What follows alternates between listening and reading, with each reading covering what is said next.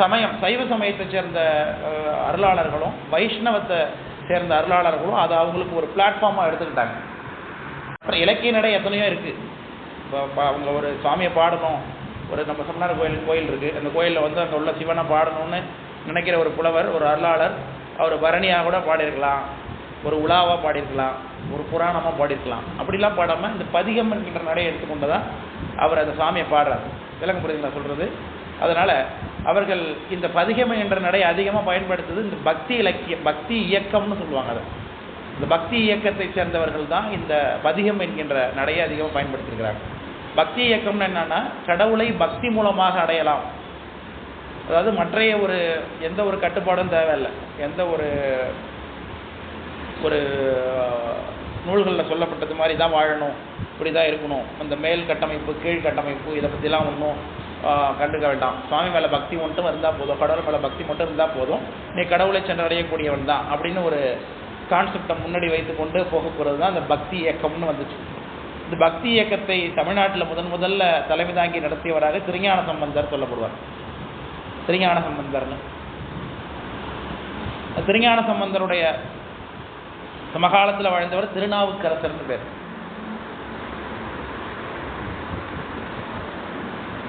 திருஞான சம்பந்தருக்கு சமகாலத்தில் வாழ்ந்தவர் திருநாவுக்கரசர்.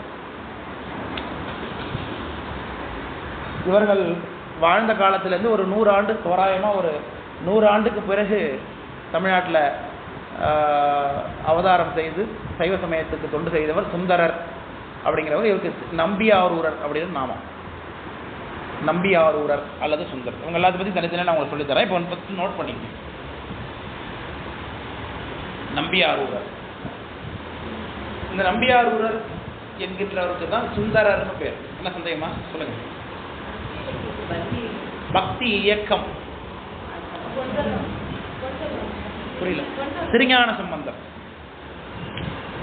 இவங்க எல்லாருமே பக்தி இயக்க சொந்தவங்க தான். அதில் ஒரு சீனியர், அதனால அவர் தான் அதில் பக்தி இயக்கத்துக்கு, அதாவது இப்போ இந்த பாடல் பாடி அதன் மூலமாக கடவுளை அடையலாங்கிற அந்த கான்செப்டை தமிழ்நாட்டில் தான் ஃபஸ்ட் உண்டு பண்ணுறாங்க. இது அப்படியே வடக்க பரவுது, கர்நாடகா, தெலுங்கு, அப்படியே மேலே போய் ஹிந்தியில் கூட அந்த பண்டரிபுரம்னு ஒரு ஊர் இருக்குது, அங்கே விட்டல் அப்படிங்கிற பேரில் திருமாலை கும்பிடுவாங்க. எப்படி இங்கே தமிழ்நாட்டில் 63 நாயன்மாரோ அங்கேயும் அதே மாதிரி ஒரு பெரிய குரூப் ஆஃப் பீப்புள்ஸ் அங்கே திருமாலை வழிபாடு பண்ணுறதுக்கு ஒரு இயக்கம் ஒன்று. இது எல்லாவற்றுக்குமே முன்னோடி இந்த ஞானசம்பந்தர் கொடுத்த பாதை தான் அப்படின்னு சொல்கிறாங்க. அதனால தான் அவர் முன்னோடின்னு சொல்கிறோம். பக்தி இயக்கத்துக்கு முன்னோடி யார் சொல்கிறாங்க? திரு ஞானசம்பந்தர். சரிதானே? இதை ஞாபகம் வச்சுங்க. இப்போ இந்த 3 பேரை பற்றி நான் உங்களுக்கு சொல்கிறேன், ஏன்னா அதில் சமய முன்னோடிகள் 10வது டாப்பிக்கில் இருக்குது. முதல்ல இந்த திருஞான சம்பந்தர் அப்படிங்கிறவருடைய டைட்டில் போட்டுங்க. அவரை பற்றின விஷயங்கள்லாம் சொல்கிறேன், நோட் பண்ணிங்க அப்படியே தேவையானதெல்லாம்.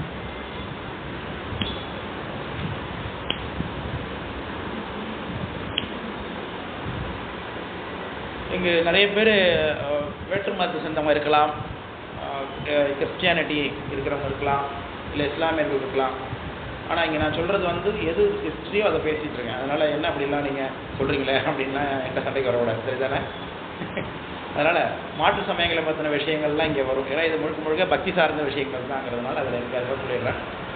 இப்போது தமிழ்நாட்டில் ஆதி காலத்திலேருந்து பின்பற்றக்கூடிய சமயமாக சைவ சமயம்ங்கிற சமயம் இருந்தது. அந்த சைவ சமயத்துக்கு மாற்றாக சில சமயம் வடக்கே இருந்து தமிழ்நாட்டுக்குள்ளே போகுது. அது சமண சமயம், பௌத்த சமயம்னு சொல்லுவோம். இது கிட்டத்தட்ட கிமுலையே வந்துட்டாங்க இங்கே. கிறிஸ்து பிறப்பதற்கு இன்றைக்கு கிறிஸ்து பிறந்து இன்றைக்கி 2024 வருஷம் ஆகுதுன்னு நம்ம கணக்கு பண்ணுறோம் இல்லையா? இந்த 2024 வருஷத்துக்கு முன்னாடியே, அதாவது கிமுலையே 2000 வருஷத்துக்கு முன்னாடியே நமக்கு சமண சமயமும் பௌத்த சமயம் நல்ல தமிழ்நாட்டில் பரவி இருந்தது. ஆனால் அவர்களுடைய சமய நெறி என்பது தமிழர்களுடைய அடிப்படை கலாச்சாரத்தை கொஞ்சம் மாற்றுவதாக இருந்தது. அதனால் தமிழர்கள் தங்களுக்கே இருக்கக்கூடிய சில கட்டுப்பாடுகளையும் சில கலாச்சார விஷயங்களையும் மாற்றி பின்பற்ற தொடங்கினதுனால இந்த நிலத்திற்கே உரியதாகிய சைவ சமயம் அல்லது வைஷ்ணவம் இதெல்லாம் தலை தூக்காமல் இருந்தது. இந்த சமயங்களை திரும்பவும் மீட்டுருவாக்கம் செய்வதற்காகத்தான் அந்தந்த சமயத்தினுடைய கடவுள்கள் சிவபெருமான், திருமால், இந்த தெய்வங்களாலே இந்த உலகத்திற்கு அனுப்பப்பட்டவர்கள் அருளாளர்கள் என்று கொல்லப்படுகிறார்கள். அந்தந்த தெய்வங்கள் சில செயின்ஸ் சொல்கிறோம் இல்லையா, செயின்ட் அப்படின்னாக்க புனிதர்கள் அப்படின்னு அர்த்தம், அருளாளர்கள் அப்படின்னு. அந்த மாதிரியான சில அவதார புருஷர்களை இங்கே தமிழ்நாட்டுக்கு உண்டு பண்ணுறார். அப்படி சீர்காழி எங்கே இருக்குது? நமக்கு பக்கத்தில் தான் இருக்குது. சீர்காழியில் சிவபாத இருதயர் அப்படின்னு ஒருத்தர் இருந்தார். சிவபாத ஹிருதயர், இந்த பேர் உங்களுக்கு கேள்விப்பட்டிருப்பீங்க. அப்படின்னா என்ன அர்த்தம்?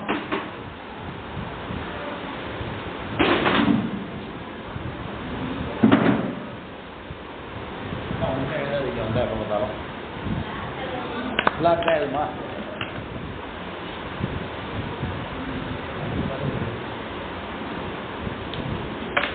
இங்கு ஊத்திக்கணுமா? அதில்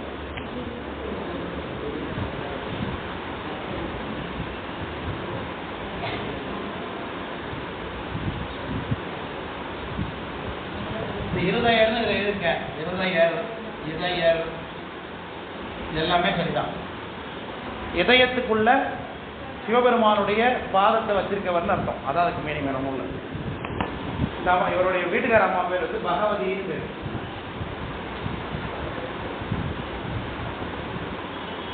இந்த அம்மா பிறந்த ஊர் நம்ம புஞ்சை தான். இந்த புஞ்சை இருக்குல்லங்க, இந்த புஞ்சைக்கு நனிப்பள்ளின்னு பேர். இப்போ நம்ம சொல்றோம் இல்லையா புஞ்சை புஞ்சங்கிறோம்ல, அந்த புஞ்சைக்கு உள்ள உண்மையான பேர் நனிப்பள்ளி, திரு நனிப்பள்ளின்னு பேர். யாராவது அங்கேருந்து வரீங்களா?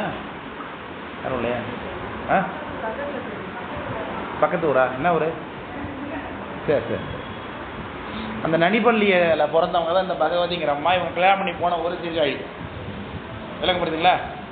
இவங்க 2 பேருக்கும் ரொம்ப காலமாக குழந்தை பேர் இல்லை.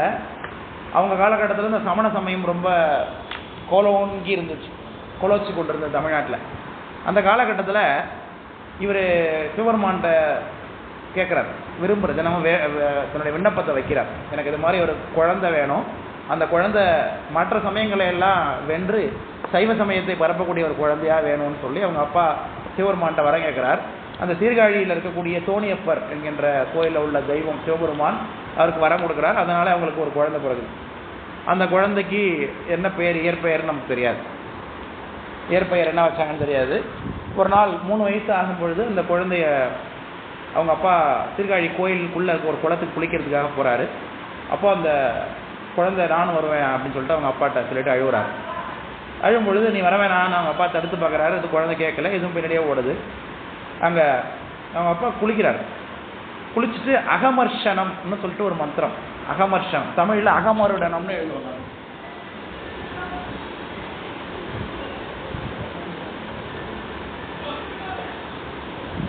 வடமொழியில் அகமர்ஷனம்.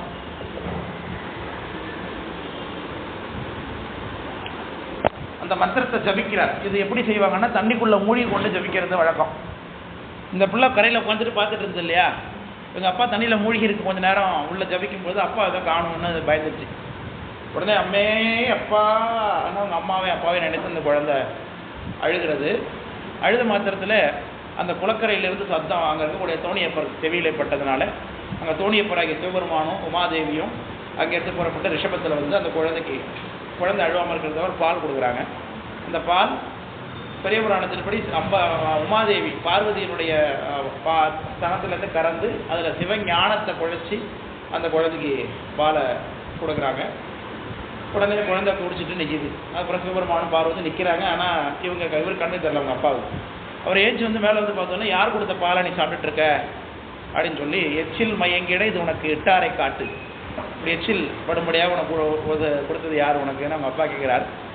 அப்போ அவரை குச்சை எடுத்துபடி அடிக்கிற மாதிரி போகிறார், மிரட்டுறார். யார் கொடுத்த பாலை நீ சாப்பிட்டேன்? அப்போ அந்த குழந்தை இன்னார் தான் கொடுத்தாங்க அப்படின்னு சொல்லாமல் எடுத்த உடனே தோடுடைய செவியன் என்று பதியம் பாடுகிறது. முதல்ல அவர் பதியம் பாடுறார். 3 வயது குழந்தை தோடு உடைய செவியன் அப்படின்னு பாட ஆரம்பிக்கிறார். விளக்கம் புரியுதுங்களா? இந்த முதல் பதிகம் பாருங்க, நட்டப்பாடைங்கிற பண்ணல அமைஞ்சிருக்கு. தோடுடைய செவியன் பதிகம்.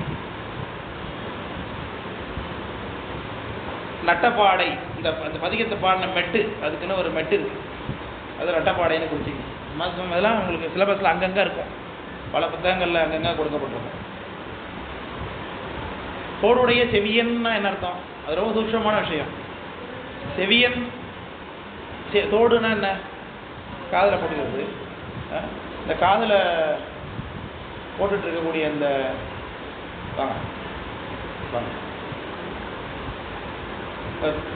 தோடு யார் போட்டுப்பா? பெண்கள் தானே போட்டுப்பாங்க. அப்போ ஆண்கள் போட்டுக்கிட்டாங்களே, நான் போட்டிருக்கேன். ஆண்கள் போட்டுக்கிறதுக்கு பேர் குழைன்னு பேர். குழை. ஆண்கள் காதில் போட்டுக்கிறதுக்கு பேர் குழை. பெண்கள் போட்டுக்கிட்டா அதுக்கு பேர் தோடுன்னு பேர். ஆக்சுவலாக தோடுன்னு ஏன் இந்த சொல்லுக்கு வந்ததுன்னா, பழங்காலத்துலலாம் பார்த்தீங்கன்னா காதை வந்து வளர்த்துப்பாங்க, நீட்டாக தொங்கும். பழைய காலத்தில் ஆட்கள்லாம் பார்த்தீங்கன்னா அந்த அந்த காதுக்கு உள்ளே என்ன போட்டுப்பாங்கன்னா பனை ஓலை இருக்கு இல்லையா, அதை சுருட்டி அது உள்ளே வச்சுப்பாங்க வட்டமாக. அதனால் காது உள்ள பெருசு பெருசு. தோடுனா இலைன்னு அர்த்தம். பனை இலையை அதில் போட்டுக்கிறதுனால அது மாதிரி தோடுன்னு வந்துச்சு. காதில் போட்டுக்கிறது தோடுன்னு பேர். நீங்கள் 18ஆம் பேர் கும்பிடும்போது ஒரு பனை ஓலையை அது உள்ளே வச்சு கொடுக்குறது தெரியுமா, ஒரு வலையை உள்ளே வச்சு, அது எது கொடுக்குறீங்க? அதுக்கு பேர் என்ன?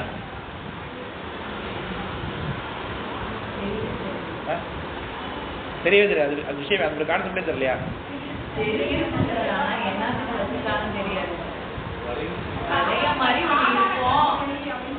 காதோலை கருகமணி.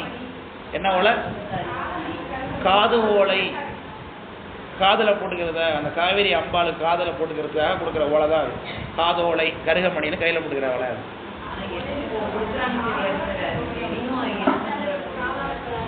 காதால இல்லை, காதோலை.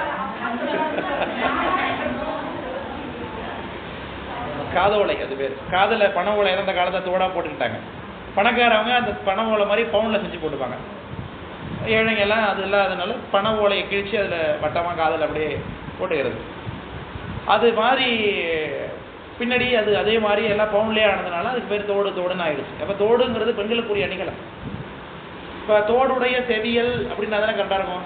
தோடுடைய செவியன் இன் அது ஆண்பால் வினைமுற்று விகுதின்னு பேர்.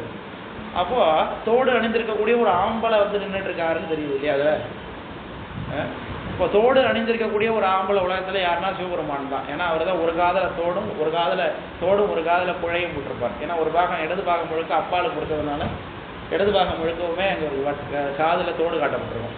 வலது காதில் நீட்டாக தொங்கி இப்படி மகர குழை போட்டிருப்பார். இது ஆண்கள் கூறி அந்த மாதிரி அடையாளமாக அவர் சொல்லி இறைவனாலே அருள் ஆட்கொள்ளப்பட்டவராக அவர் இருக்கிறார். இவர் தான் திரு ஞான சம்பந்தர் அப்படின்னு பேர். சம்பந்தம் ஞானத்தோடு சம்பந்தமானதுனால அவருக்கு ஞான சம்பந்தர். இவர் அவதரித்த ஊர் என்ன ஊர்? சீர்காழி. இந்த சீர்காழிக்கு மொத்தம் 12 பெயர் இருக்கு.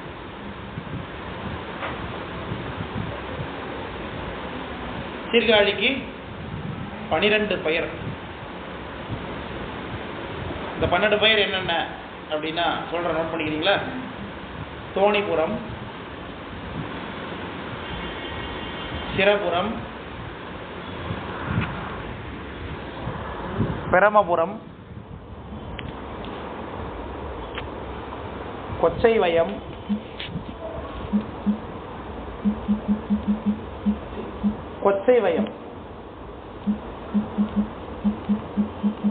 புகழி, புகழி, புகழி,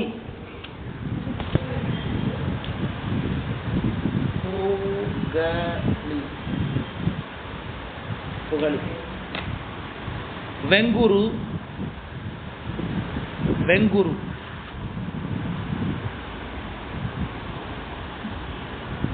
ஷன்பை, ஷன்பை, ச போட்டு ஈ போட்டு பை, ஷன்பை,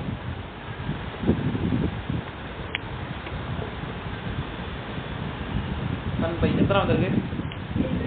7 தான் வந்திருக்கேன். கழுமலம், கழுமலம்,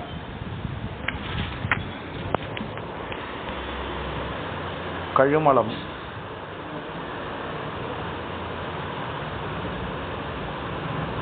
ஒரே நிமிஷம் பார்த்து சொல்றேன்.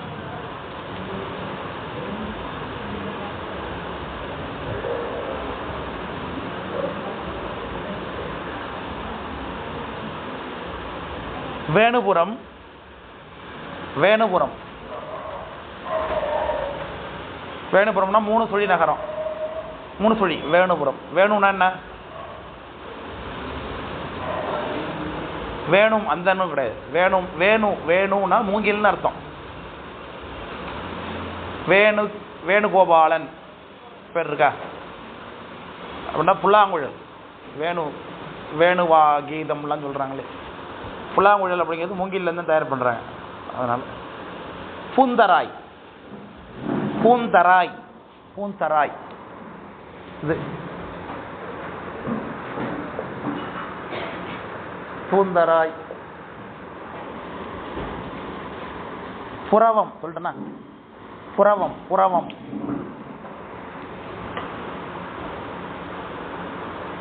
எத்தனை வந்திருக்கு?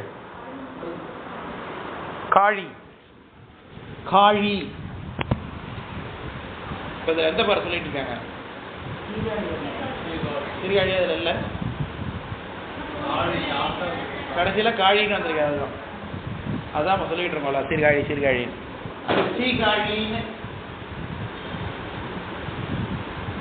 சீர்காழின்னு சொல்ல ஆரம்பிச்சு அது சீர்காழின்னு ஆயிடுச்சு. இப்போ காழிங்கிற பேர் தான் வழங்கி எடுத்துருக்கு. மொத்தம் 12 பேர் அந்த ஊருக்கு இருக்கு.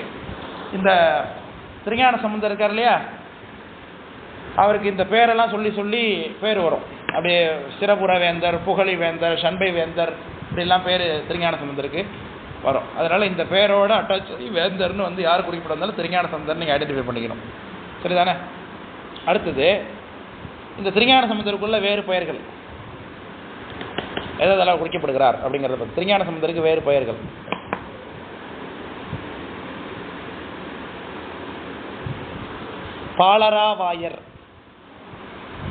பாலராவாயர். ஏன்னா பால் வழிஞ்சிட்டு நின்னார் இல்லையா, சின்ன குழந்தை அப்படிங்கிறதுக்காக பாலராவாயர்.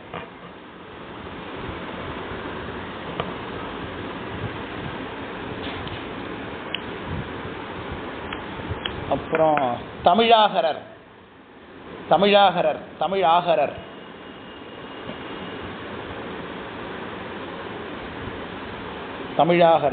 வேதபாரகர்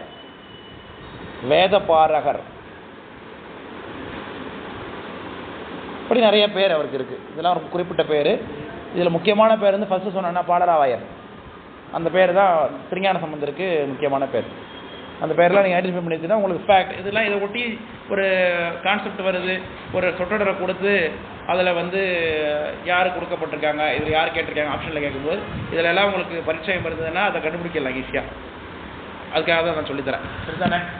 இப்போது இந்த திருஞான சம்பந்தர் பாருங்கள், நிறைய அற்புதங்கள் செஞ்சுருக்காரு. இந்த என்னென்ன அற்புதம் செஞ்சுருக்காரு அப்படின்னு ஒரு விஷயம் சொல்கிறேன். இவர் முதல்ல 3 வயசு இருந்தார் இல்லையா, 3 வயசு குழந்தை தானே. அவர் அந்த முதல்ல அங்கேருந்து தலையாத்திரை பண்ணி பக்கத்தில் திருக்கோலக்கா அப்படின்னு ஒரு ஊர், திருக்கோலக்கா அப்படின்னு சொல்லிட்டு சீர்காழியிலேருந்து இந்த ஜங்ஷனுக்கு போகிறாங்களா, சீர்காழிலேருந்து சீர்காழி ஜங்ஷனுக்கு போகிற வழியில் முதல்ல திருக்கோலக்கான ஊர் இருக்குது. அந்த ஊரில் இவர் அங்கே போய் சாமியை பாட்டு பாடுறாரு. இப்படி கையை தட்டி பாடும்போது ஒரு சின்ன குழந்தை இல்லையா, அதனால் கை சிவந்து போச்சான். அது பார்த்தோன்னே சிவபெருமான் கருணை பிறந்து அவர் கையில் ஒரு தாளத்தை கொடுத்தார். அதனால் அவர் தாளம் பெற்ற தலம் திருக்கோலக்கா. தாளம் பெற்ற தலம், கையில் தாளம் அப்படி போடுறாங்களே, பாடுறவங்களாம் பார்த்தீங்கன்னா இப்படி அடிச்சு போடுறாங்க பார்த்துருக்கீங்களா, அதுக்கு பேர் தான் தாளம். அதுவும் பொன்னாலான தாளம் கொடுத்தார். தாளம் வெங்கலத்தில் இருந்தால் தான் சத்தம் கேட்கும், இன்னு சத்தம் கேட்கும். இவருக்கு தங்கத்திலான தாளத்தை சுவாமி கொடுத்தார். என்ன ஊரில்? திருக்கோலக்கா. அதுக்கு பிறகு அங்கேருந்து ஒரு தலையாத்திரை பண்ண ஊர் எதுன்னு பார்த்தோன்னா புஞ்சைக்கு வந்தார். அவங்க மாமா ஊர் இல்லையா அது. அதனால் அந்த திருநனிப்பள்ளி அப்படிங்கிற ஊருக்கு வந்தார். இந்த நனிப்பள்ளிக்கு வரும் பொழுது இந்த இடத்துல ஒரு அற்புதம் பண்ணார். பாலை நெய்தல் பாடியதுன்னு சொல்லுவாங்க. பாலை நெய்தல் பாடியது. பாலை நிலமாக இருந்தாமா, அதுக்கு பிறகு ஒரு நெய்தலாக பாடினார் சொல்கிறாங்க.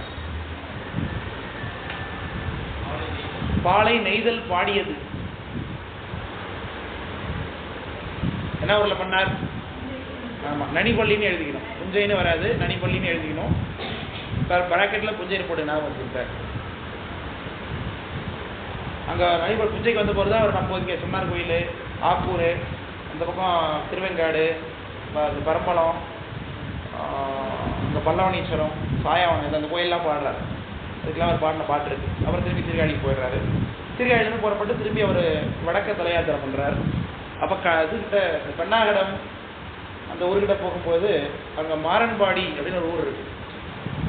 மாரன்பாடி அந்த ஊர்கிட்ட அவர் போகும்போது ரொம்ப சின்ன குழந்தை இல்லையா, அதனால இவர் நடந்தே வராருன்னு சிவபெருமான் என்ன பண்ணுறாரு, அங்கே உள்ள அந்தணர்கள்ட்ட சொல்லி இந்த குழந்தையை தூக்கிட்டு வரதுக்கு ஒரு பல்லாக்கு ரெடி பண்ணி வச்சுருக்கேன், அதை கொண்டு போய் கொடுத்து அழைச்சிடுவாங்கன்னு சொல்கிறாரு.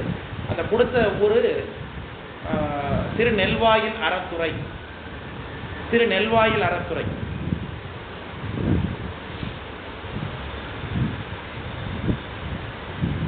திருநெல்வாயில் அறத்துறையில் முத்து பல்லக்கு அல்லது முத்து சிவிகை ரெண்டும் ஒன்று தான். சிவிகைனாலும் பல்லக்குனாலும் ஒன்று தான்.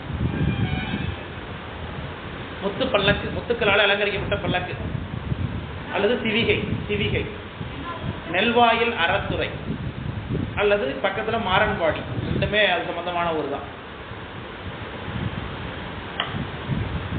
மாரன்பாடி அல்லது நெல்வாயில் அறத்துறை. அந்த ஊரில் முத்து பல்லக்கு, முத்து சின்னம், முத்து குடை, இது மூணுமே கொடுத்தாரு. முத்து சின்னம்னா என்னென்னா, முக்கியமான பெர்சன்லாம் வரும்போது ஒரு குழா மாதிரி ஊதிட்டு வருவாங்க, சண்டை கேட்கும். அதை அறிவிக்கிறதுக்காக முதல்ல முத்து சின்னம்னு பேர். முத்து சின்னம். அடுத்தது முத்து குடை, முத்துக்களால் அலங்கரிக்கப்பட்ட ஒரு குடை கொடுத்தார். இதெல்லாம் எங்க? நெல்வாயில். இதெல்லாம் அவருக்காக நடந்த அற்புதங்கள் இதெல்லாம். அதே போல் திரும்ப அவர் சீர்காழிக்கு வந்துடுறாரு. சீர்காழியிலேருந்து புறப்பட்டு திரும்பவும் காவிரி வடகரை வழியாக தலையாத்திரை பண்ணி போகிறார். அந்தந்த பக்கம், காவேரிக்கு அந்தந்த பக்கமாக தலையாத்திரை பண்ணி அப்படியே போகிறார். போகிற வழியில் அங்கே திருச்சிராப்பள்ளி திருச்சிராப்பள்ளி திருவானைக்காலம் தாண்டினோடனே திருப்பாச்சில் ஆச்சிரமம்னு ஊர் பேர். திருப்பாச்சில் ஆச்சிரமம். அழிக்கிறது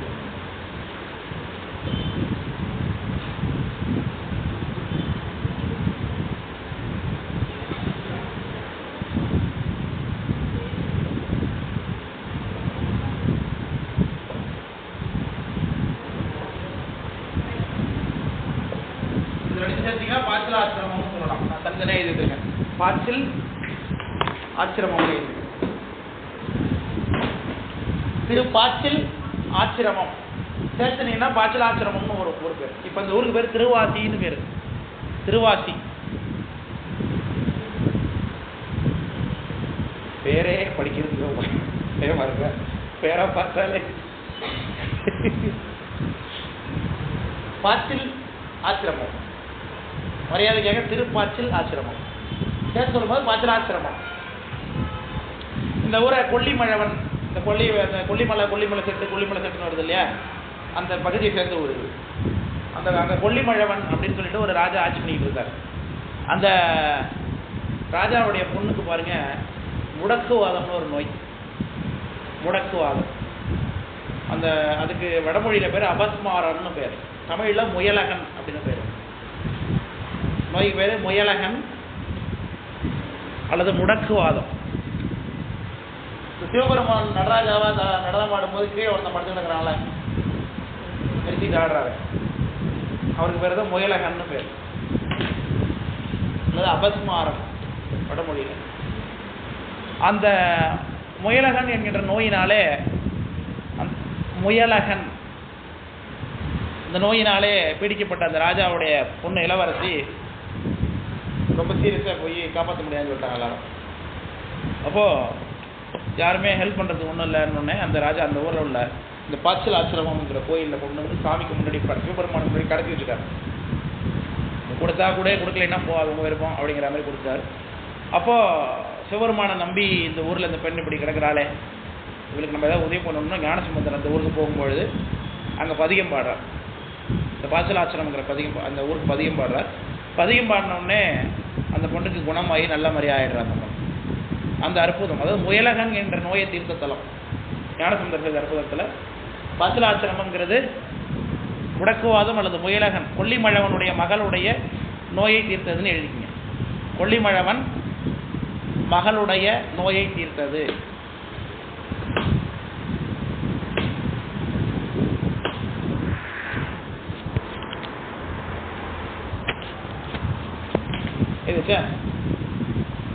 அதுக்கு அடுத்தது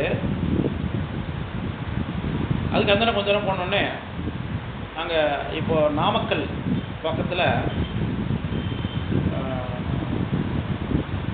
இப்போ அந்த ஊருக்கு பேர் வந்து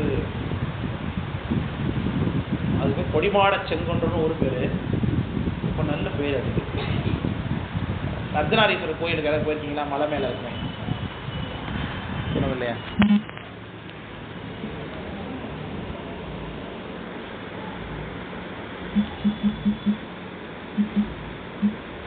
இந்த ரூமில் நெட்டே கிடைக்க மாட்டேங்குது.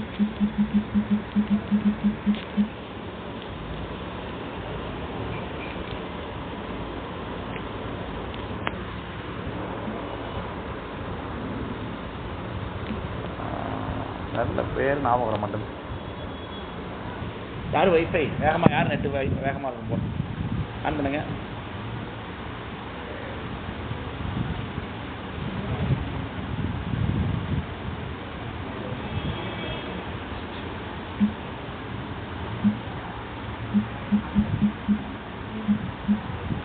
யார் ஆன் பண்ணியிருக்கீங்க?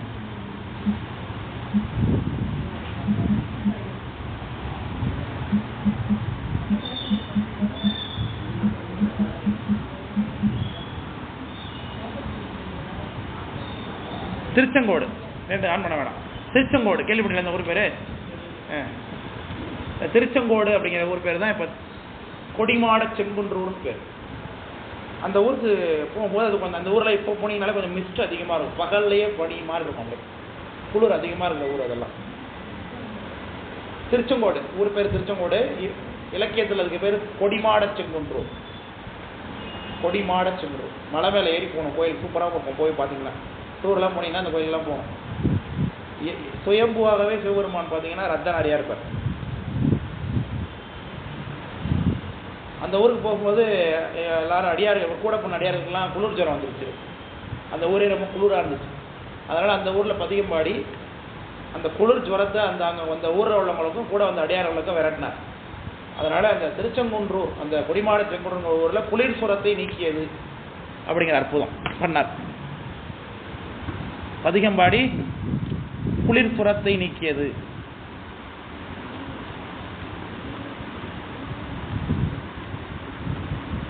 சரியா?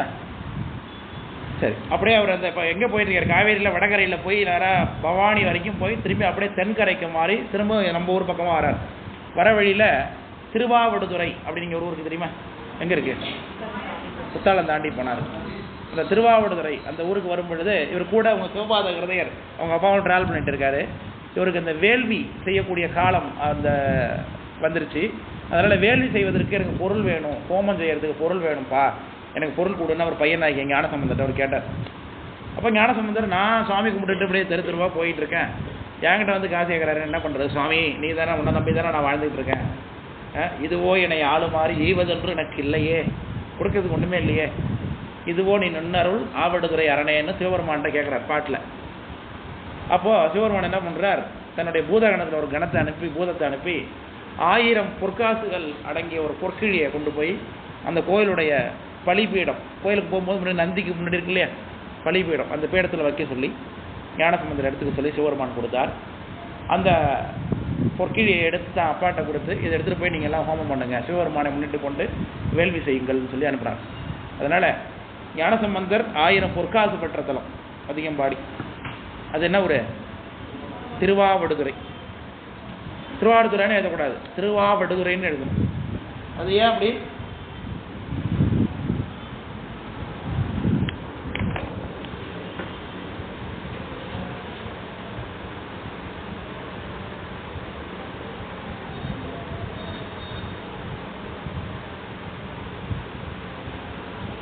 இந்த ஊர் பேர் பார்த்தீங்கன்னா ஆவடுதுறை.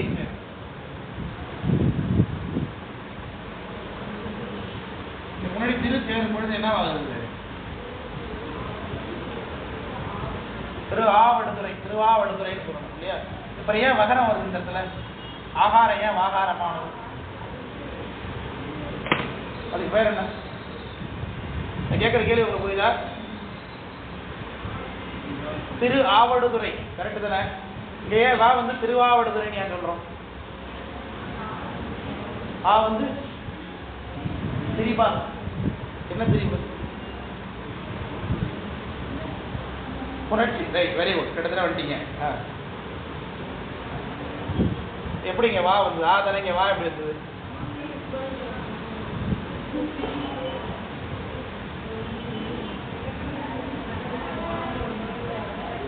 என்னது என்னது வா மாறுமா? வா மாறுமா? என்னது அது பேர்? உடன்படுத்தமை. பேர் உடன்படுத்தமை. ஏன் அது ஏன் உடன்படுத்தமை பேர்? கான்செப்ட் தெரிஞ்சா இலக்கணம்லாம் ஒரு மேட்டரே கிடையாது. உயிர் எழுத்தும் மெய் எழுத்து தான் சேரும். உடல் மேல் உயிர் வந்து ஒன்று வந்து இயல்பு, அது விதி இருக்கு இல்லையா? இப்போ எக்ஸ் பிளஸ் என்ன வந்து நமக்கு சொல்லி கொடுக்குறீங்க. இந்த உடல் மேல இந்த உயிர் வந்து ஒன்றும், அப்ப கா வந்துடும் தானாவே. ஆனா ஒரு உயிரும் கேட்குமா? ஒரு உடம்புல வேணா 2 உயிர் இருக்க முடியும் சொல்றோம்ல. ஒவ்வொரு உடல் உயிரா நம்ம 2 பேர் வாழ்ந்துட்டு இருக்கோமே, அப்பயே நமக்கு தெரியுது இல்லையா? ஒரு உடம்புல 2 உயிர் வாழலாம், வாய்ப்பு இருக்கு. ஆனா ஒரு உயிர்ல 2 உடம்பு வாழ வாய்ப்பு இல்லை. ஒரே உயிர் 2 இடத்துல இருக்க வாய்ப்பு இல்லை. சரிதானே? அப்போ இங்க பாருங்க, திரு அப்படிங்கும் பொழுது அது என்ன ஆகுது? இரு பிளஸ் பூ. இது பெரிய பிளஸ் இது ரெண்டுமே என்னங்க? உயிர். இந்த உயிர் சேராது இல்லையா? அப்ப உயிர் சேர்த்து வைக்கிறதுக்கு ஒரு ஆள் வேணும். 2 பேரும் சண்டை போட்டுட்டு இருக்காங்க, அதாவது உடன்பாடா போங்கப்பா அப்படிங்கிறதுல சேராதவங்க சேர்த்து வைக்கிறதுக்கு உடன்படிக்கை பண்ணிக்கிறாங்க இல்லையா? அதனால உடன்படுத்துறதுக்காக ஒரு மெய் வருவார். அவர் பேர் தான் உடன்படுத்த மெய். இந்த இடத்துல இவ்வு வந்திருக்காரு இல்லையா? அதனால திருவாவடுதுறைன்னு ஆனது. இந்த இடத்துல இகரம் வரும், அது அந்த ஈ வரும். அது எந்த இடம் அப்படிங்கிறத நீங்க கண்டுபிடிச்சு பிடிச்சிங்க. அதை சொல்லி கொடுத்தா இலக்கண வகுப்பாயிடாது. சரிங்களா? உடன்படுத்தமைனா என்ன? 2 உயிரெழுத்து சேர வேண்டிய சூழ்நிலை இருக்கு. அப்போ சேர்ற இடத்துக்கு வர்றது, அந்த 2த்தையும் சமாதானப்படுத்தி சேர்த்து வைக்கிறதுக்கு ஒரு ஆள் வருவார். ஒரு மெய்யெழுத்து வரணும். அவருக்கு பேர் என்னது? உடன்படுத்த மெய் அல்லது உடன்படு மெய்பாங்க. உடன்படுத்து 2 பேர் சேராத ஆள் இல்லையா? 2 பேரும் இந்த அகரமும் வந்து உகரமும் ஆகாரம் 2 பேருமே உயிரெழுத்து பாருங்க. உயிரெழுத்து சேர்த்து வைக்கிறதுக்கு ஒரு ஆள் வேறாரு. அது மெய்யெழுத்து தான் வந்தவன் அங்கேயும். அதனால மெய் உடன்படுத்த மெய்யின் பேர். அப்படி இல்லைன்னா இது இல்லைன்னா அது வர எழுத்த பொறுத்து இகரம் வரும். 2 பேரும் தான் வருவாங்க உடன்படுத்த மைய. இதனால கண்டுபிடிச்சி இதுதான் திருவாவடுதுறை. சரி, இது பிறகு அப்படியே அந்த திருவாவடுதுறையிலேருந்து டிராவல் பண்ணி ஞானசம்பந்தர் காரைக்கால் போய் திருநள்ளாறு போய் திருநள்ளாறுலேருந்து நிறைய இங்கெல்லாம் ட்ராவல் பண்ணி வேதாரண்யம் போகிறார். வேதாரண்யம் போகும்பொழுது வேதாரண்யத்தில் அங்கே உள்ள கோயிலை சிவபெருமானுடைய கோயிலை பழங்காலத்தில் வேதங்கள்லாம் இது அர்ச்சனை பண்ணி கதவை சாத்திரி போயிட்டுது. அதை யாராலையும் திறக்க முடியல. அதனால் வேற ஒரு வாசல் பண்ணிக்கிட்டு வேற வழியாக கோயிலுக்கு சாமி கும்பிட போயிட்டு வந்துருக்காங்க. அதில் இவர் போன இடத்துல என்ன பண்ணுறாங்க, நாமளும் அப்படி போகக்கூடாது, நம்ம நேரு வாசல் வழியாக சாமி கும்பிட போகணும்னு முடிவு பண்ணுறாங்க. இப்போ 2 பேர் இந்த ஞானசம்பந்தர் கூட யாரும் ஜாயின் பண்ணியிருக்கார் கூடவே அப்படின்னா, இந்த திருநாவுக்கரசர்னு ஒருத்தர் சொன்னோம் இல்லையா, அவரும் ஜாயின் பண்ணியிருக்கார். 2 பேரும் சேர்ந்தால் தான் ட்ராவல் பண்ணுறாங்க ஒரு சர்டன் பீரியடுக்கு பிறகு. அவரை பற்றி நான் அப்புறம் சொல்கிறேன். இப்போ 2 பேர் சேர்ந்துருக்காங்க, ஞாபகம் வச்சுங்க. அப்போ கூட வந்து திருநாவுக்கரசர் வயசில் ரொம்ப மூத்தவர் இவருக்காக. அதனால் மூத்தவங்க இருக்கும்போது நாம் செயல்படக்கூடாதுன்னு என்ன பண்ணார், நீங்களே கதவு திறக்க பாடுங்க அப்படின்னார். உடனே அவர் பாட்டு பாடி கதவை திறந்தார். அது சரியாக வச்சுங்க. அடைச்ச கதை திறந்த கதவை திரும்ப அடைக்கும்படி நீங்கள் பாடுங்கன்னா அவர் இவரை கேட்டார். யார் கேட்டார்? Very good, very good. அந்த திருஞான சம்பந்தர் அந்த வேதாரண்ய கோயில் கதவை அடைக்க பாடினார். அது எழுதிங்க. அதான்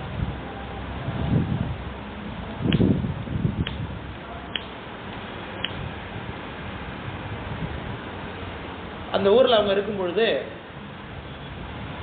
மதுரையில் அப்போ சமண சமயத்துடைய தாக்கம் ரொம்ப அதிகமாக இருக்குது. அந்த ஊரில் மங்கையர்க்கரசி அப்படின்னு சொல்லிட்டு ஒரு மகாராணி இருக்காங்க. அவங்க சைவ சமயத்தை தான் பின்பற்றுறாங்க. ஆனால் அவங்களுடைய கணவராகிய கூன் பாண்டியன் என்கின்ற ராஜா சமண சமயத்தில் இருக்கார். அவர் எப்படியாவது சைவ சமயத்துக்கு திருப்பணும் அப்படின்னு சொல்லிட்டு இவங்க அதுக்கு யாராவது ஹெல்ப்புக்கு வந்தால் நல்லா இருக்குமே அப்படின்னு நினச்சி ஞானசம்பந்தருக்கு ஒரு லெட்டர் எழுதி அனுப்புகிறாங்க. அவங்களுக்கு ஒத்தாசையாக குலச்சிறை அப்படிங்கிற பேர் இருக்குது. இதெல்லாம் எழுதிக்கவே மாட்டீங்க, கதை நல்லா இருக்க கேட்குறதுக்கு. ஞானசம்பந்தருக்கு மதுரையிலிருந்து பங்கேற்கரசி அப்படிங்கிற மகாராணி குலச்சிறையார் என்கின்ற தன்னோட அமைச்சரை உதவியாக வைத்துக்கொண்டு தன்னுடைய கணவராகிய கூன் பாண்டியர், பங்கேற்கரசி ராணி, அவங்க அமைச்சர் பேரு குலச்சிறை. குலச்சிறை குலச்சிறை. இவரை ஹெல்ப்பா வச்சுக்கிட்டு தன்னுடைய கணவராகிய கூன் பாண்டியர் அவரை சைவத்துக்கு திருப்பணும்னு யாருக்கு லெட்டர் எழுதுறாங்க? அவர் எங்க இருக்காரு இப்போ? வேதாரண்யத்தில் இருக்கார். அந்த வேதாரண்யத்தில் இருக்கிற ஒரு லெட்டர் எழுதுவேன், எங்கள் ஊருக்கு நீங்கள் வாங்க, வந்து எங்கள் ஊரில் மாதிரி சமண சமயம் அதிகமாக இருக்குது, அவங்களெல்லாம் எப்படியாவது நீங்கள் வாதம் பண்ணி ஜெயிச்சு சைவ சமயத்துக்கு எல்லாரையும் மாற்றணும் அப்படின்னு கேட்குறாங்க. உடனே அவர் இங்கேருந்து போகிறார். போகும்போது இங்கே அப்பர் கூட போனாலே திருநாவுக்கர் இருக்கிறார், அவர் அங்கேயே விட்டுறார். எங்கள் வேதாரண்யத்தை நீங்கள் இங்கேயே இருங்கன்னு சொல்லிட்டு அதெல்லாம் தனித்தனி சரித்திரம், அதெல்லாம் நமக்கு இப்போ தேவையில்லை. தனித்தனி அங்கேயே விட்டுட்டு அவர் இங்கேருந்து புறப்பட்டு எங்கே போகிறார்? மதுரைக்கு போகிறார். மதுரையில் போய் அங்கே கூடிய சமணர்களோட இவர் 3 வாதம் செய்கிறார். வாதம், சமயவாதம். பழங்காலத்துலலாம் பார்த்தீங்கன்னா, இப்போலாம் பார்த்தீங்கன்னா இந்த சமயம் நல்லதில்லை, அந்த சமயம் நல்லதில்லை அப்படின்னு சொல்லி இவங்களுக்குள்ளே மக்களை மட்டும் டாமினேட் பண்ணி திருப்புறாங்க இல்லையா? அப்படிலாம் நம்ம தமிழகத்தில் அப்படி கிடையாது. ஒரு சமயம் நல்ல சமயமா கெட்ட சமயமா, இப்போ கிறிஸ்தவம் இருக்குது, கிறிஸ்தவத்தில் சொல்லப்பட்ட கடவுள் தான் நல்ல கடவுள் அப்படின்னு மக்கள் நம்ப வைக்கணும் அப்படின்னாலோ, இல்லை இந்து சமயத்தில் உள்ளவங்களில் இவங்க சொல்கிற கடவுள் தான் உண்மையான தெய்வம் அப்படின்னு சொல்லி மக்களை நம்ப வைக்கணும்னாலோ, அந்த சமய தலைவர்கள் சேர்ந்து ஒரு இடத்துல டிஸ்கஸ் பண்ணணும், வாதம் பண்ணணும். ஏதாவது ஒரு தலைப்பை வைத்துக்கொண்டு வாதம் பண்ணணும். வாதம் பண்ணி அதில் யார் ஜெயிக்கிறார்களோ அவர்களுடைய சமயம் தான் உண்மையான சமயம், அந்த கடவுள் தான் உண்மையான கடவுள்னு மக்கள் ஏற்றுக்கொண்டு வாழ ஆரம்பிச்சிருவாங்க. இந்த கன்வர்ஷன் அப்படிங்கிறது ஒரு கிடையவே கிடையாது அந்த பழைய காலத்தில். ஒரு சமயத்தை பரப்பணும்னா அவங்களுக்கு இதுதான் மெத்தட். அப்போ அதனால் அங்கே இருக்கக்கூடிய சமண சமயத்தை இவங்க காலி பண்ணணும்னு நினச்சாங்கன்னா சைவர்கள் என்ன பண்ணணும்ப்பா? வாதம் செய்து அதன் மூலமாக தான் வீழ்த்தணும். அப்போது அந்த ராஜா இருக்கான் இல்லையா, அந்த கூன் பாண்டியர், அந்த கூன் பாண்டிய ராஜாவுக்கு இயற்பெயர் அரிகேசரி பராங்குச பாண்டியன்.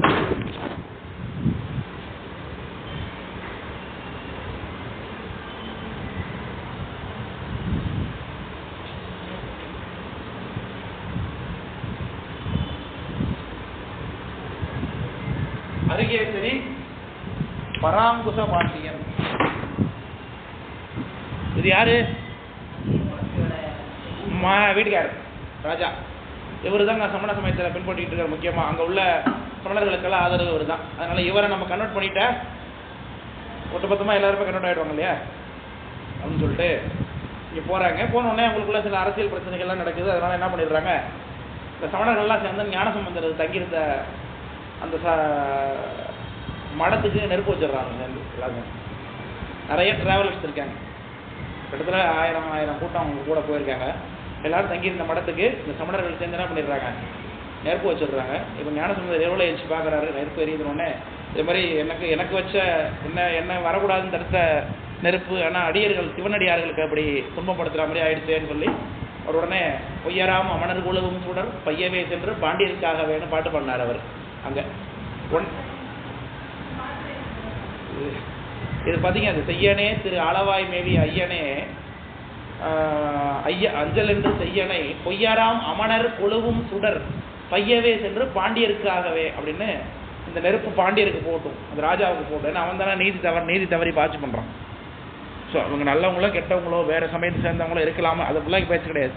ஃபாரினர் தானே இப்போ அந்த காலத்து படத்தில் இந்த நாட்டில் அந்த நாட்டுக்கு போயிருக்காங்க. ஸோ ஒரு ஃபாரினரை வந்து இப்போ நம்ம அதை துன்பப்படுத்தினா இப்போ எவ்வளோ பெரிய பிரச்சனை, அது இஷ்யூ ஆகும். அது ஸோ அந்த மாதிரி இவ்வளோ பெரிய கூட்டம் இருக்கிற இடத்துக்கு நெருப்பு வச்சுட்டாங்கன்னா அது எவ்வளோ பெரிய இஷ்யூ அது.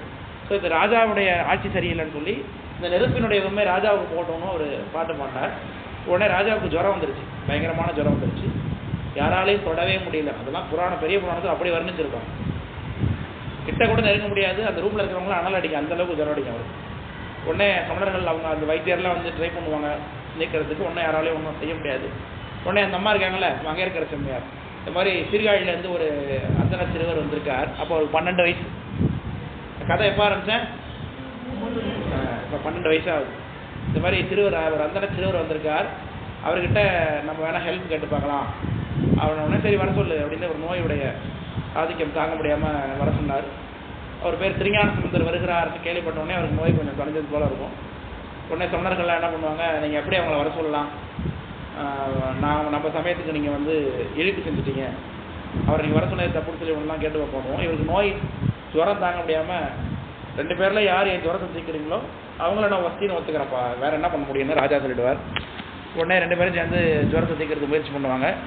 அப்போ கூட சமணர்கள் போய் காதலை ராஜாட்ட சொல்லுவான், அவன் தீர்த்ததுனால ஜுரம் தீர்ந்தா கூட நம்மளால தான் தீர்ந்துன்னு நீங்கள் சொல்லணும் அப்படின்னு சொல்லி இவங்க கேட்பாங்க. நான் வந்து ஓரம் பேச மாட்டேன், அது எங்கள் பாண்டிய குலத்துக்கு இழுக்குன்னு சொல்லி ராஜா சொல்லிடுவார். அப்புறம் 2 பேருமே அவங்களுடைய பதிகத்தை அவங்களுடைய சமய விஷயங்களை சொல்லி தீர்க்க ட்ரை பண்ணுவாங்க. இடது பாகத்துடைய நோயை சமணர்களும் வலது பாகத்துடைய நோயை ஞானசம்பந்தரும் தீர்க்கிறதாக முடிவு பண்ணிட்டு தீர்ப்பாங்க. இவங்க சொல்லி கையில் மயிலருக்கு வச்சுருப்பாங்க. அதனால் இவங்க மந்திரிக்கும் பொழுது அவனுக்கு இன்னும் ஜுரம் அதிகமாகும்.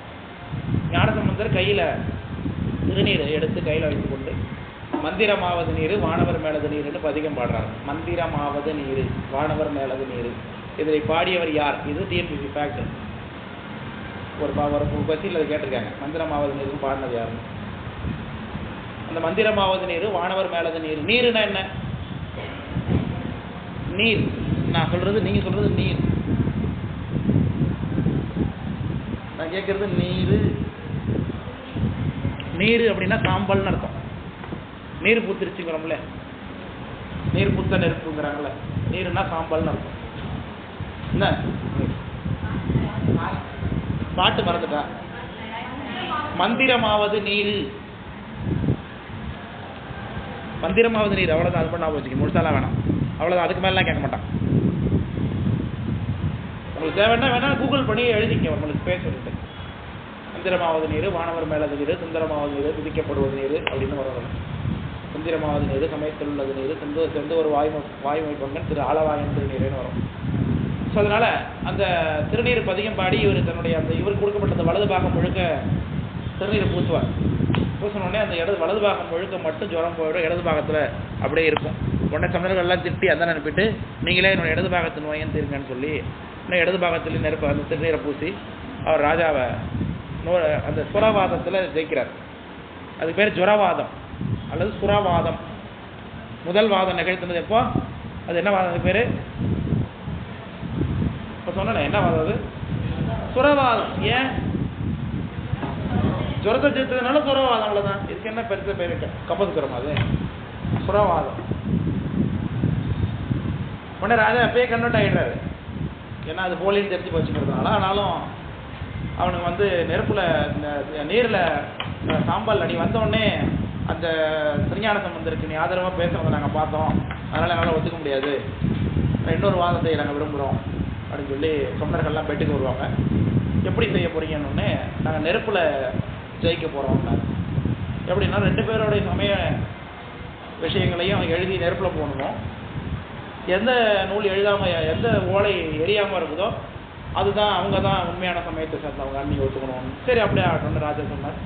உடனே ஒரு ரூமில், பெரிய அரசவையில், ரூமில் நடந்ததுலேயே பெட்ரூமில், இப்போ அரசவைக்கு கூட்டி அரசவையில் நின்றப்புறம் நெருப்பு கொளுத்தி அதில் சமணர்கள் அவங்களுடைய உண்மைகள்லாம் எழுதி போடுறதுக்கு முன்னாடி ஞானசம்பந்தர் தான் முதல்ல போடுவார். அப்போ ஞானசம்பந்தர் எப்படி போடுவார்னா, தான் கையில் வைக்கக்கூடிய பதிகம் பாடிய ஏடுகள், இது வரைக்கும் பாடின பதிகம் பாடிய ஏடுகள்லாம் ஒரு நூல் எடுத்து சாத்தி பார்க்குறாரு. பண ஓலை பிரித்து வாங்கும். அதில் நம்ம திருநள்ளாறு இருக்குல்லையே, அந்த திருநள்ளாறு கோயிலுக்கு ஒரு ஏற்கனவே போயிருந்தப்போ பாடின பதிகம் ஒன்று. அது போகமார்த்த பூன்மலையாலும் தொடங்குற பதிகம்.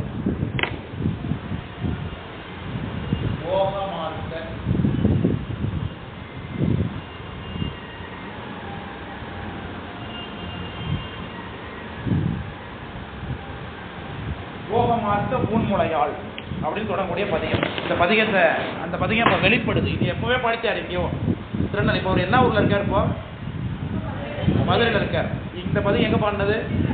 இவர் ஏற்கனவே திருநள்ளாறு போனப்போ பாடின பதிகம். இப்போ அது அங்கே வெளிப்படுது. இவர் எதை நெருப்பில் போடலான்னு பார்க்கும் பொழுது ஸோ இந்த பதிகம் வெளிப்படுறதுலேயே அதை கையில் எடுத்துக்கிட்டார். கையில் எடுத்து மற்றதை கட்டி வச்சுட்டு இதை நான் போட போகிறேன்னு சொல்லி அதுக்கு ஒரு பதிகம் பாடி அந்த பதிகத்தை நெருப்பில் போட்டார். உடனே அது என்ன பண்ணுது? பணம் போல இல்லையா, எழுதி வச்சு காஞ்சி போனது. நெருப்பில் போட்டோன்னா என்ன ஆயிருக்கணும்? அதுப்பா இல்லாமல் போயிருந்துருக்கணும். அது இப்போ வெட்டின பனவோலை கிழிச்சு எழுதுனா எப்படி இருக்கும் அந்த மாதிரி பச்சையாகிட்டு தான் அதை ரேப்பில் போட்டோன்னே. அப்படிப்பட்ட அற்புதத்தை நிகழ்த்தினால இந்த பதிகத்துக்கு பேர் பச்சை பதிகம்னு பேர். ஓகமார்த்த பூன்மலையாளுங்கிற பதிகத்துக்கு பேர் பச்சை பதிகம்.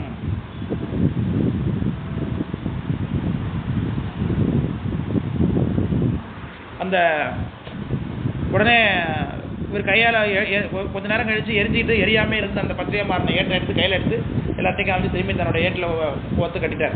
இப்போ சமணரை கூட்டு நீங்கள் போடுங்கன்னு உடனே அவங்க என்ன பண்ணாங்க, அவங்களுடைய இதை போட்டாங்களே, உடனே நெருப்பு வாங்கி எரிச்சு கொளுத்திட்டு அவங்க அதிலையும் தோத்தாங்க.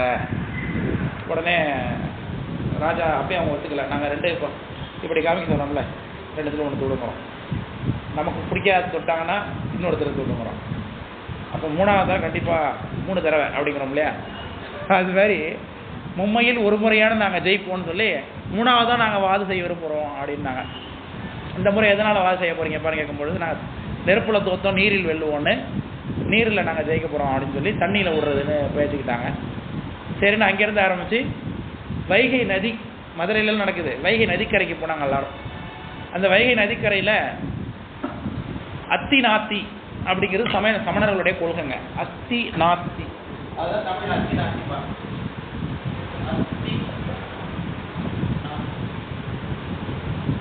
தமிழ்ல அஸ்தி நாத்தி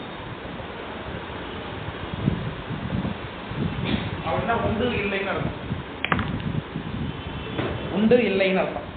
சமணர்கள் கடவுளை பற்றி பேசும்பொழுது கடவுள் இருக்கார், அப்படி இல்லாமலோட இருக்கலாம் இல்லாம கூட இருக்கலாம், அதை பற்றி எங்களுக்கு கவலை இல்லை அப்படிங்கிற மாதிரி கான்செப்ட் கொண்டவங்க. அதான் அத்தி நாத்தின்னு சொல்கிறது. அந்த கொள்கையை எழுதி அவங்க வைகையில் போட்டாங்க.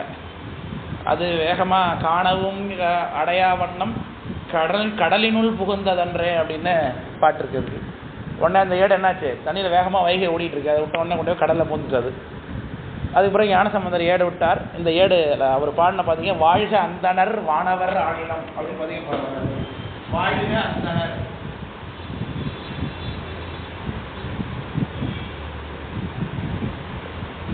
வாழ்க அந்தனர்னு தொடங்குற பதிகம். இந்த பதிகத்துக்கு இன்னொரு பேரு திருப்பாசுரம்னு பேரு. திருப்பாசுரம்.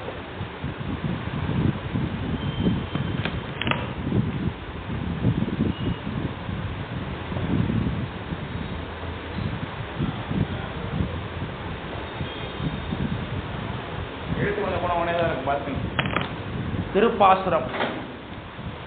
அந்த பதியம் பாடி அந்த பதியத்தை ஓலையில் இவரே எழுதி தண்ணியில் விட்டார் பாருங்க. ஆற்றுக்குள்ள எதிர அடிச்சுக்கிட்டு போனது, எதிர் நீச்சல் போட்டுக்கிட்டு போயிடுச்சு.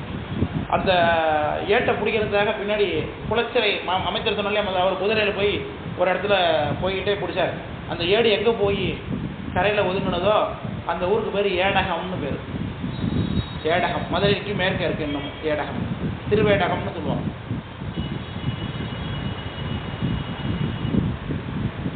மூணு வாரத்துலேயே ஜெயிச்சிட்டாரா. உடனே ராஜா அப்போ என்ன பண்ணுவார், சைவ சமயத்தை திரும்பிட்டார் இல்லையா. ஏற்கனவே அவருக்கு என்ன பேர்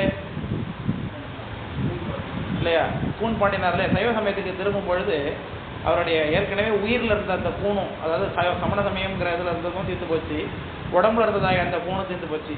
அதனால் அவருக்கு பேர் நின்றசீர் நெடுமாற பாண்டியர்னு ஆனது. நின்றசீர் நெடுமாற பாண்டியர்.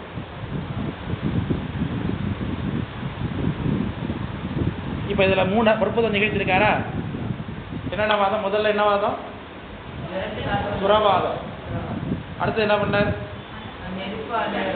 அதுக்கு எது பேர் சொன்னீங்களே யாரப்போ, அனல்வாதம். Very good. அடுத்தது புனல்வாதம், ஏன்னா புனல்னா தண்ணீர் இல்லையா, புனல்வாதம். Very good. அதான் 3 வாதமும் அவர் பண்ணார். அப்புறம் அங்கேருந்து மதுரை தென்னாட்டுக்கெல்லாம் போயிட்டு, மதுரை ராமேஸ்வரம் அதெல்லாம் போயிட்டு திரும்ப வந்து தமிழ்நாட்டுக்கு வந்தார். தமிழ்நாட்டில் வந்து அதாவது தமிழ்நாடுனா பாண்டி நாட்டிலேருந்து கடந்து நம்ம சோழ நாட்டுக்குள்ளே வந்தார். சோழ நாட்டுக்குள்ளே வரும்பொழுது இங்கே முதல்ல சோழ நாட்டுக்குள்ளே நுழையிற இடம் பார்த்தீங்கன்னா இங்கே இந்த சாக்கோட்டைன்னு ஊருக்கு தெரியுமா, கும்பகோணத்துலேருந்து உள்ளே போனோம். கும்பகோணத்துலேருந்து இந்த நீடாமங்கலம் இருக்குல்ல, நீடாமங்கலம் பக்கத்தில் கொல்லம்பூதூர்னு ஊர் பேர். கொல்லம்பூதூர்னு ஊர் பேர். கொல்லம்பூதூர்.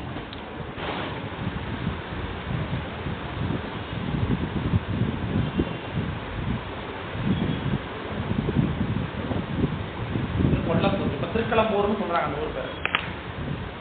சாக்கோட்டை பக்கத்தில் இருக்கு. சாக்கோட்டை நீடாமங்கலம் பக்கத்தில் இருக்கு. அந்த ஊரில் அவர் வரும்பொழுது அந்த ஊரில் ஒரு ஆறு ஓடம்போக்கி ஆறுன்னு இப்போ அந்த ஊருக்கு பேர். அந்த ஆறுக்கு பேர் இந்த ஆத்தங்கரைக்கு அந்தாண்ட அந்த கூட்டத்தோடு நிற்கிறார் இவர். போட்டை கிராஸ் பண்ணி இந்த பக்கம் வரணும். ஆற்றுல வெள்ளம் அதிகமாக போகிறதுனால போட்டில் யாரும் ஓட்டல.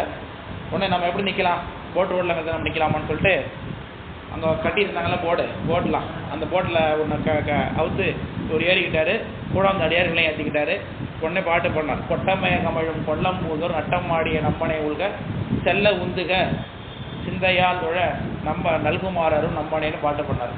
உடனே யாருமே செலுத்தாமலே அந்தாண்ட கிராஸ் பண்ணி போனது.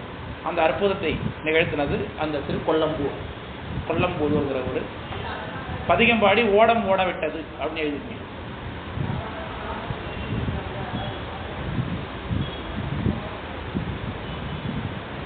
சரிதானே? அங்கேருந்து புறப்பட்டு இவர் ஏற்கனவே மதுரையில் அனல்வாதம் செய்யும் போது என்ன ஒரு பதிகம் வெளிப்பட்டு சொன்னேன்? என்ன ஒரு பதிகம்? திருநள்ளாறு. அதனால் திருநள்ளாறு சாமியை பார்க்கணுன்னு ரொம்ப ஆர்வமாக இருக்குது. திருநள்ளாறு வந்தார். திருநள்ளாறு பார்த்துட்டு அங்கேருந்து காரைக்கால் போனார். காரைக்கால் பக்கத்தில் இப்போ அந்த ஊர் பேர், இந்த ஊர் இல்லை இப்போ, போதிமங்கைன்னு ஊர் பேர். போதிமங்கை, போதிமங்கை. திருநள்ளாறு காரைக்கால்லாம் தாண்டி காரைக்கால் திருக்கோயில் வர வழியில் இப்போ அந்த ஊர் இல்லை, போதிமங்கைன்னு பேரெல்லாம் மாறிடுச்சு. என்ன ஊருன்னு தெரியாது நமக்கு. இந்த போதிமங்கை அப்படிங்கிற ஊரில் பௌத்தர்கள் நிறைய பேர் வாழ்ந்தாங்க. பௌத்தர்கள் அந்த ஊரே பாருங்கன்னா முழுக்க முழுக்க பௌத்தர்கள். இப்போ நம்ம வடகரைக்கு போனீங்கன்னா என்ன யார் அதிகமாக இருக்காங்க? வடகரை முஸ்லீம்ஸ் அதிகமாக இருக்காங்க இல்லையா? இப்போ அந்த ஊரில் போய் இந்துக்கள் போனணும், இப்போ திருவிழா கொண்டோம்னா அவங்கள்ட்ட கொஞ்சம் நம்ம பர்மிஷன்லாம் கேட்கணும். அந்த மாதிரி ஆகிப்போச்சு சூழ்நிலை. அதே மாதிரி இப்போ பௌத்தர்கள் அதிகமாக இருக்கிற ஊர் அது. இப்போ ஞானசம்பந்தர் ரொம்ப ஆர்ப்பாட்டமாக போயிட்டுருக்காரு இல்லையா? சின்னம்லாம் ஒதுக்கொண்டு பல்லாக்கள் அப்புறம் பெரிய ஊர்வலம் போகிறார் இல்லையா? ஆனால் அந்த ஊரில் உள்ள ஒருத்தர் சாரிபுத்தன்னு பேர். சாரிபுத்தன்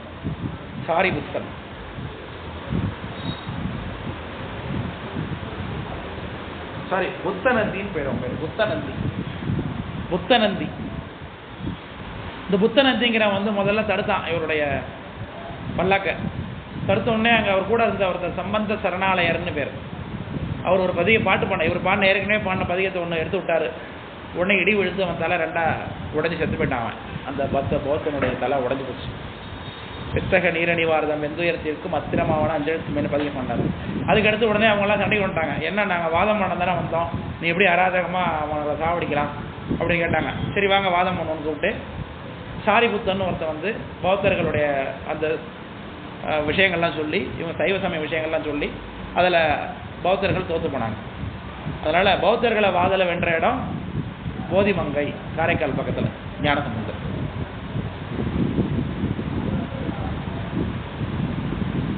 ஒரு கோர்வையாக சொல்லிட்டு வரேன், உங்களுக்கு புரியுது இல்லையா? இவர் பண்ணுற ட்ராவல் அப்படியே சொல்கிறேன். அது அப்படியே ஞாபகம் வச்சுட்டிங்கன்னா உங்களுக்கு அப்படியே எல்லாம் புரிஞ்சிடும். நீ திரும்ப ஒன்று ஒன்றா படித்து நீங்கள் மனப்பாடம் பண்ணிங்கன்னா உங்களுக்கு அப்படியே நிற்காது. இவரோட ட்ராவல் என்ன ஊருக்கு போனார் அந்த அப்படியே நீங்கள் ஞாபகம் கொண்டே வாங்க உங்களுக்கு தெரியும். அப்புறம் அங்கேருந்து ஒரு திருப்பூந்துருத்தி தஞ்சாவூர் வரைக்கும் போய் அங்கே ஏற்கனவே ஒரு திருநாவுக்கரசரை விட்டு வந்தார்ல, என்ன ஊரில் விட்டார் அவர்? இப்போ திருப்பூந்துருத்திக்கு வந்துட்டார். தஞ்சாவூர் பக்கத்தில் இருக்கு, அங்கே வந்துட்டார். அவரை போய் மீட் பண்ணிட்டு அங்கேருந்து புறப்பட்டு திருவண்ணாமலைக்கு போய், திருவண்ணாமலை பக்கத்தில் செய்யாறு அப்படின்னு ஒரு ஊர். இப்போ செய்யாறுன்னு ஊருக்கு தெரியுமா? திருவண்ணாமலை பக்கத்தில் செய்யாறுன்னு இருக்கு, கேள்விப்பட்டிருப்பீங்க. அந்த ஊருக்கு பக்கத்தில் திருவோத்தூர் அப்படின்னு ஊர். திருவோத்தூர்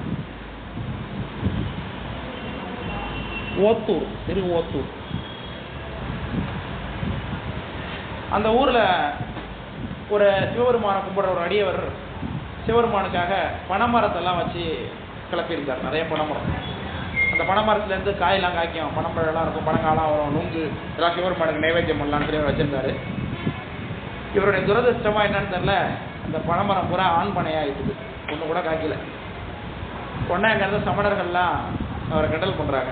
என்ன அப்படி காய்ச்ச மரம் பூரா ஆண் மரமாக ஆகிட்டு எப்படி காய்க்கும் கிண்டல் பண்ணியிருக்காங்க.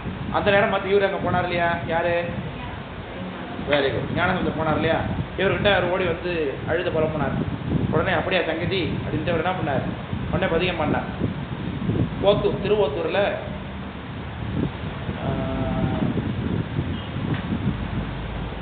பூத்தேர்ந்தாயன அதிகம் பேர் பூத்தேர்ந்தாயன பூத்தேர்ந்தாயன.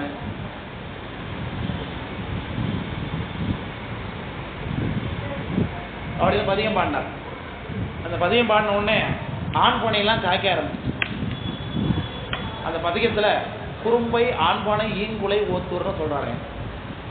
குறும்பை ஆண்பானை ஈன்குலை ஓத்தூர் அப்படின்னே பாடுறாரு. அப்படி அற்புதம் பண்ணாரா. அங்கேருந்து புறப்பட்டு வடநாட்டுக்கு போறார். காளகஸ்தின்னு கேள்விப்பட்டிருக்கீங்களா? காளகஸ்தின்னு இருக்கு. அந்த ஊருக்கு போறார். அங்கேருந்து வடக்க உள்ள திறங்கள்லாம் பாடுறார். பாடிக்கு அங்கே ட்ராவல் பண்ணாமல் இங்கேருந்தே பாடுறது. கைலாயம், கேதாரம், காசி இதெல்லாம் இங்கேருந்தே பாடுறார். பாடிட்டு திருப்பி வரார். திரும்பி வரும்போது சென்னைக்குள்ளே நுழையிறார். சென்னைக்குள்ளே நுழைஞ்சால் முதல்ல அங்கேருந்து நார்த்துலேருந்து உள்ள நுழையும் போது திருவொற்றியூர்னு தான் ஊர். இப்போ திருவொற்றியூருக்கு கேள்விப்பட்டீங்களா? திருவொற்றியூருக்கு வரார்.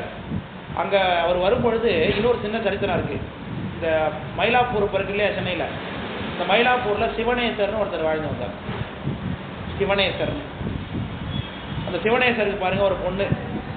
அந்த பொண்ணை வந்து ஞானசம்பந்தர் கட்டி கொடுக்கணும்னு ரொம்ப ஆசை வருது. இது வரைக்கும் ஒரு ஞானசம்பந்தரையாக பார்த்தது கிடையாது. இது எப்போ நிறைய நடக்குது. 7 வயசு பொண்ணு கட்டி கொடுக்கணும்னு ஆசைப்பட்டு இருந்தார் பாருங்க. ரொம்ப பழைய பணக்காரர் அவர். அந்த பொண்ணு பாம்பு கடிச்சு எடுத்து போச்சு. சரி என்ன பண்ணுறது, ஞானசம்பந்தரை கட்டி கொடுக்கணும்னு வச்சுருக்கோம், இது அவருடைய உரிமை பொருள், நம்ம ஒன்றும் பண்ண முடியாதுன்னு சொல்லி அந்த பொண்ணை நெருப்பில் கொளுத்தி ஒரு சாம்பல் அள்ளி ஒரு டப்பில் ஒரு பானையில் வச்சு அந்த பானையை அந்த பொண்ணாக பாவிச்சு ஞானசம்பந்தர் வர வரைக்கும் வச்சுருக்கணும் அப்படின்னு சொல்லி வச்சுருக்காரு. இப்படியாக 7 வயசு போகுது. இப்போ ஞானசம்பந்தர் மயிலாப்பூர் வராரு பாருங்க. அப்போ அவருக்கு 16 வயசு. 16 வயசுனா கல்யாணம் பண்ணுற வயசு அப்போ அந்த காலத்தில். இப்போ நம்ம காலத்தில் 16 வயசில் 9வது படிப்பானா? அதானே 10ஆவதா 11ஆவதா? 11ஆவது படிப்பான் பையன். இப்போ 16 படிக்கிற பையன் கல்யாணம் பண்ணிக்கிட்டா நம்ம என்ன பண்ணுறோம்? அப்போலாம் இதுக்கு அதுக்குள்ளே என்ன அவசரத்தை பாருங்கிறோம் இல்லையா? அந்த காலத்தில் 16 வயசாக கல்யாணம் பண்ணிடணும். 12 வயசு ஆகிட்டா பொம்பளை பிள்ளை கல்யாணம் பண்ணிடணும் அந்த காலத்தில். அதனால் 7 வயசில் போனதில்லை அந்த பொண்ணு. இப்போ கரெக்டாக 12 வயசு ஆகணும். இப்போ 7லேருந்து 12 வயசுல எத்தனை வருஷம் பாக்கியிருக்குமா? 8, 9, 10, 11, 12 5 வருஷம் கழித்து வரார். இந்த சம்பவம் நடந்து 5 வருஷம் கழித்து ஞானசம்பந்தர் மயிலாப்பூருக்கு வரார். அங்கே வரும்பொழுது இவர் ரொம்ப ஆடம்பரமாக வரவேற்கிறார். யார்? சிவனேசர். அவர் மயிலாப்பூரில் உள்ள கபாலீஸ்வர சுவாமி கோயிலில் போய் பதிகெல்லாம் பாடிவிட்டு வெளில வரும்போது இந்த பொண்ணு உங்களுக்கு சேர வேண்டியவள் அப்படின்னு கொண்டாந்து பானை விட முன்னாடி வைக்கிறார். அப்போ அவர் என்ன பண்ணுறார்? இவருடைய பக்திக்காக மகிழ்ந்து பதிகம் படுறார். மட்டிட்ட புன்னை அங்கானல் மடமயிலைன்னு பேர். மட்டிட்ட புன்னை பதிய பேர். மட்டிட்ட புன்னை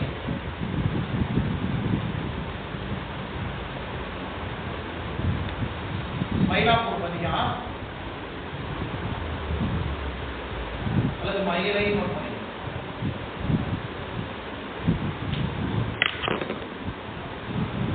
இந்த பதியத்தோட சிறப்பு என்னன்னா, ஒவ்வொரு பாட்டிலையும் ஒவ்வொரு திருவிழாவை சொல்லியிருப்பார். தைப்பூசம் காணாதே போதியோ பூம்பாவாய், ஐப்பசி ஓண விழா காணாதே போதியோ பூம்பாவாய். அந்த பொண்ணு பேர் வந்து பூம்பாவை. செத்து போச்சு இல்லை அந்த பொண்ணு பேர்.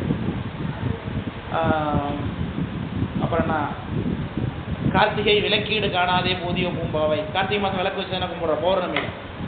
தைப்பூசம். அப்புறம் மாசி கடலாட்டு. மாசி மாதம் எல்லா கோயிலும் என்னென்னு இருக்கும்? மாசி மாதத்துக்கு எங்கே போவாங்களாம்? அதான் மாசி கடலாட்டு காணாதே போதிய பூம்பாவாய்னு பாடுறாரு. அப்புறம் பங்குனி உத்திர நாள் காணாதே போதிய பூம்பாவாய் இப்படிலாம் பாடுறாரு. எல்லா திருவிழாக்களையும் சொல்கிறார். இது முக்கியமான டிஎன்பிஎஸ்சி கேள்வி கேட்டிருக்காங்க அதில். சரிதானே? இது முக்கியமான அந்த பதியத்தை எடுத்து படித்து அந்த விஷயத்தை பார்த்து எங்கே இருக்குது. இதெல்லாம் வந்து உங்கள் சமச்சீர் கல்வி பாட புத்தகத்தில் தனியாக இப்போ நான் சொன்ன செய்தி எல்லா தனியும் பல்வேறு பாட புத்தகங்களையும் தனித்தனியாக இருக்கும். ஒரு தொகுப்பாக உங்களுக்கு சொல்லித்தரேன். எங்கெங்கே இருக்குங்கிறத கண்டுபிடிச்சி நீங்கள் கலெக்ட் பண்ணுங்கள் செய்தியை உட்காந்து. அப்படி பதியம் பண்ணார் இல்லையா? 10 பாட்டு பாடி முடிச்சோன்னே அந்த குடம் வெடித்து அந்த பொண்ணு 12 வயசு பொண்ணாக உயிரோட வந்துட்டான். 7 வயசில் போன பொண்ணு 12 வயசு ஆனால் எப்படி இருப்பாளோ அதே மாதிரி உள்ளே இருந்து உயிரோட வந்துட்டான். அங்கம்னா எலும்புன்னு அர்த்தம். இது எப்படி சார் நம்புறதுன்னு கேட்குறீங்களா? பாடத்தில் இருக்கு, அதனால நீங்கள் படிக்க. நம்புறது நம்பாதோ அப்பாற்பட்டது, உங்களுக்கு பாடத்துக்கு அப்பாற்பட்டது. அங்கம்னா எலும்புன்னு அர்த்தம். எலும்பு இப்போ பூம்பாவாய் ஆனதில்ல, அதனால அந்த பொண்ணுக்கு இப்போ அங்கம் பூம்பாவாயின்னு ஆயிடுச்சு பேர். அங்கம் பூம்பாவாய். உடனே என்ன பண்ணுறாரு இப்போ அவங்க அப்பா என்ன சொல்லியிருப்பாரு? கல்யாணம் பண்ணிங்கன்னு இருப்பாரு தானே? இல்லை, இது நீ பெற்ற பொண்ணு எப்போ போயிடுச்சு, இது சிவபெருமானுடைய அருளாலே நான் பெற்ற பொண்ணு, இது நான் கல்யாணம் பண்ணிக்க முடியும்னு சொல்லிட்டு அவர் வேணான்னு சொல்லிட்டாங்கன்னு விட்டார். அங்கேருந்து நேராக சீர்காழி வந்தார். திரும்ப எவ்வளோ பெரிய ட்ராவல் பண்ணிட்டு திருப்பி சீர்காழி வந்துட்டார் பாருங்க. இப்போ சீர்காழிக்கு வந்தோடனே 10 வயசு அவருக்கு கல்யாணம் பண்ணி ஆகணும் இல்லையா? அந்த பொண்ணை அவங்க அப்பா கல்யாணம் பண்ணுறதுக்கு ஏற்பாடு பண்ணுறாரு. பொண்ணு பார்க்குறாங்க. பொண்ணு ஆச்சால்புரம். ஆச்சால்புரம் எங்கே இருக்குது தெரியுமா? சீர்காழி அப்படின்னு இல்லை, கொள்ளிடத்துலேருந்து உள்ளே போகணும், கிழக்க போகணும். ஆச்சால்புரம் கொள்ளிடத்துலேருந்து கிழக்க போகணும். கொள்ளிடம் கடத்தருவுலேருந்து கிழக்க ஒரு ரோடு பிரிப்பாங்க, அதை பண்ணி ஆச்சால்புரம்.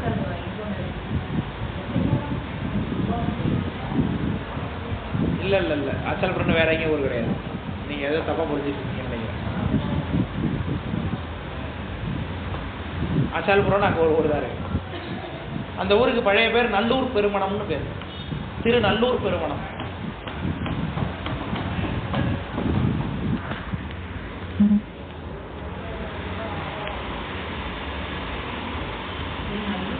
திருநல்லூர் பெருமணம்.